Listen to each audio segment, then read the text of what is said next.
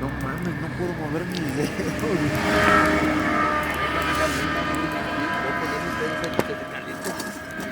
Ayúdale, Juan. Ayúdale, Juan, mételo.